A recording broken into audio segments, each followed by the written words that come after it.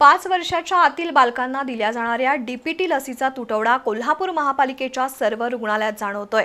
महापालिकेने याबाबत तात्काळ उपाययोजना कराव्यात अशी मागणी यूथ डेव्हलपमेंट फाउंडेशनच्या वतीने करण्यात आली आहे। मागणीचं निवेदन आज महापालिकेच्या मुख्य आरोग्य अधिकाऱ्यांना देण्यात आलं। कोल्हापूर महापालिकेच्या सावित्रीबाई फुले रुग्णालय, पंचगंगा रुग्णालय तसंच सर्व नागरी आरोग्य केंद्रांमध्ये 15 महिने ते 5 वर्ष वयोगटातील बालकांना डीपीटी लस दिली जात होती। मात्र घटसर्प, डांग्या, खोकला आणि धनुर्वात या रोगांपासून संरक्षण मिळणाऱ्या या डीपीटी लसीचा तुटवडा सुमारे 2 महिन्यांपासून जाणवू लागलाय। त्यामुळे प्रशासनानं डीपीटी लस उपलब्ध करून द्यावी अशी मागणी कोल्हापुरातील यूथ डेव्हलपमेंट फाउंडेशनच्या वतीने करण्यात आली आहे। या मागणीचं निवेदन आज महापालिकेचे मुख्य आरोग्य अधिकारी डॉक्टर प्रकाश पावरा यांना देण्यात आलं। दरम्यान डीपीटीची लस तात्काळ उपलब्ध करावी अशी मागणी आरोग्य विभागाकडे करण्यात आली आहे।